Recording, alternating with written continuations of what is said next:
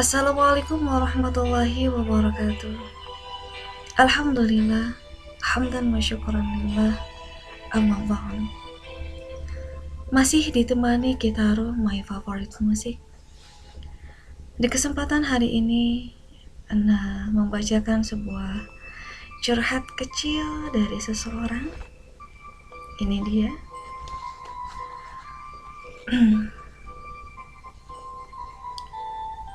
Assalamualaikum Tena. Dosakah saya ketika saya menangis terus-menerus saat orang yang saya cintai menikah dengan orang lain? Itu aja Tena. Terima kasih. Ya. Wassalamualaikum warahmatullahi wabarakatuh. Ya. Baik, terima kasih atas curhatannya. Kembali lagi Tena senang sekali ketika banyak yang menitipkan keluh kesahnya di Tena. Mudah-mudahan meskipun Tena tidak bisa memberikan solusi yang baik, setidaknya Tena bisa jadi pendengar yang setia.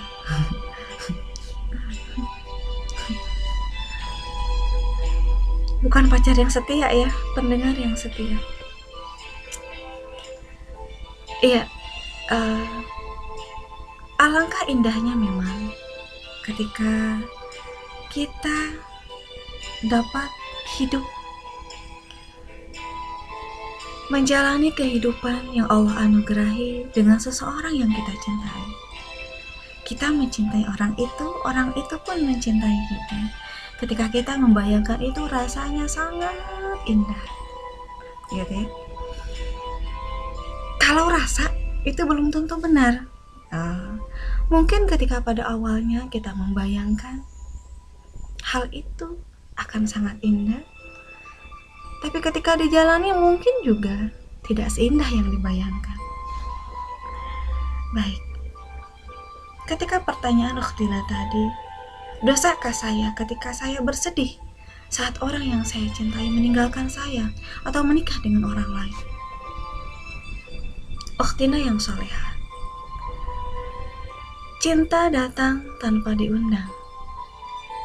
Cinta datang tak mengenal waktu. Cinta datang tak mengenal haruskah saya mencintai si tampan, si kaya, si cantik, si manis, dan sebagainya. Seringkali cinta datang begitu saja. Iya kan? Terasa begitu saja. Saya mencintainya. Ketika cinta itu datang kepada seseorang, Adinda merasakannya.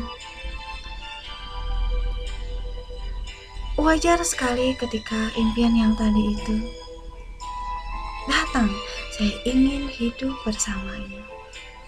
Tapi kenyataan kemudian berkata lain. Ketika Allah memberikan takdir yang lain, bahwa orang yang kita cintai itu ternyata harus hidup dengan orang lain. Bolehkah bersedih? Wajar ketika kita merasakan cinta kepada orang lain, kemudian orang yang kita cintai itu menikah dengan orang lain, maka seharusnya memang kita merasakan kesedihan. Harus sedih. Loh, kenapa harus sedih Tena? Ya, karena itu perasaan yang normal. Justru sebaliknya, ketika Ukhti bilang bahwa Ukhti mencintai seseorang, kemudian Ukhti tidak merasakan kesedihan, kepedihan ketika orang yang Ukhti cintai itu menikah, itu harus dipertanyakan, normal nggak? Karena seharusnya bersedih kalau memang cinta, Kalau memang cinta, sekali lagi, kalau memang cinta, benar-benar mencintai, maka sewajarnya ukhti bersedih. Saat seseorang yang kita cintai menikah dengan orang lain, saat itu kita merasakan sedih yang sangat sedih, kemudian menangis sejadi-jadinya. Kalau bisa, kalau mau nih, siapin air seember. Bukan air seember, ember kosong. Nangis jadi-jadinya sampai air mata nih keluar 1 ember pun, itu wajar. Ukhti merasakan perih di sini yang seperih-perihnya sehari, 2 hari, seminggu, 2 minggu, itu sangat wajar. Nggak apa-apa. Rasakanlah kepedihan itu. Nikmati kepedihan itu. Sakit itu nikmati. Ya Allah, sakit. Orang sakit hati menangis ya wajar, apalagi perempuan. Laki-laki aja banyak kok yang menangis saat mereka yang ia kasihinya itu menjadi milik orang lain. Oh, banyak laki-laki yang menangis, bahkan sampai berminggu atau berbulan, tidak hanya perempuan.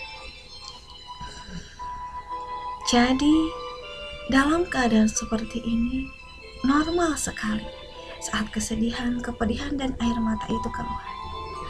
Hanya ukhti yang dosa adalah ketika rasa sakit itu, rasa pedih itu, rasa normal, rasa kehilangan sebagai manusia itu pada akhirnya mengantarkan ukhti kepada hal-hal yang dilarang oleh Allah. Contohnya, karena ukhti kecewa, karena ukhti sakit hati, Allah tidak persatukan ukhti dengan orang yang ukhti cintai, kemudian ukhti meninggalkan salat. Karena menangis terus-menerus di waktunya salat, ukhti tidak salat. Ukhti kemudian bilang, saya nggak mau salat ya Allah. Ini semua gara-gara Allah. Kenapa Allah tidak persatukan kami? Kalau Allah persatukan kami, saya bersama dengan orang yang saya cintai, saya akan rajin ibadah, saya akan tunaikan sholat.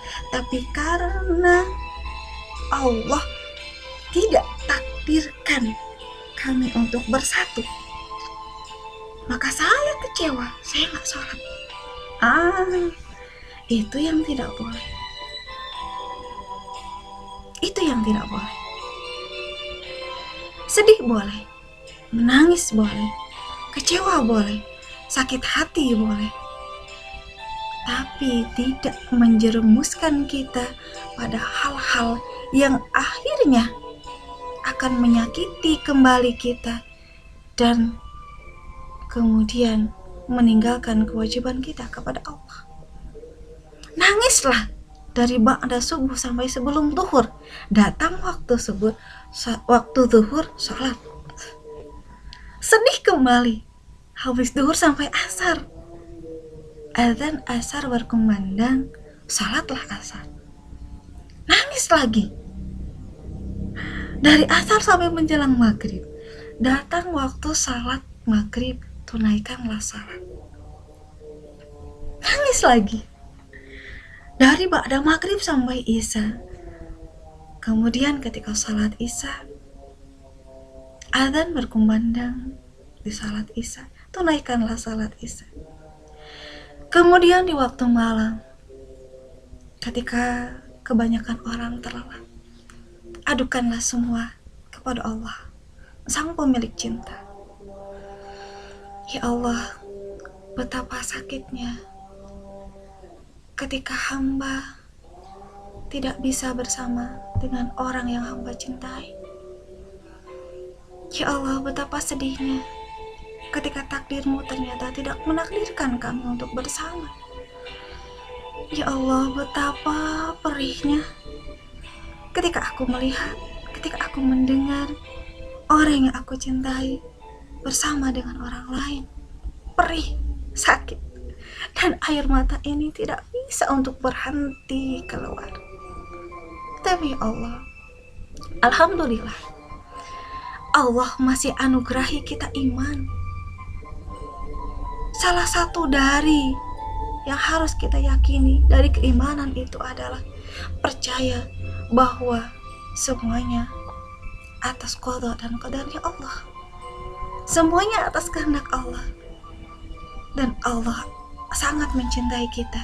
Maka Allah akan menganugerahi kita sesuatu yang indah pada waktunya. Allah, ya Allah, ya Allah, ya Allah. Maka berbicaralah kepada Allah, ya Allah, dulu Engkau pernah anugerahi cinta, dan ternyata orang yang aku cintai bukan jodohku. Maka hapuslah rasa itu. Hapuslah rasa itu. Tumbuhkanlah aku kembali. Tumbuhkanlah rasa cinta itu di hatiku kembali kepada orang yang kelak akan menjadi jodohku, agar aku tidak kecewa 2 kali. Cukup 1 kali saja. Semua curhatkan kepada Allah. Duhai Allah, sang pemilik cinta, hapuslah rasa cintaku pada orang yang bukan jodohku dulu. Sekarang anugerahkanlah kembali cintaku pada seseorang yang memang akan Engkau jadikan orang itu adalah jodohku. Orang yang aku cintai, orang yang juga mencintai aku, dan kami mencintai di atas cintamu.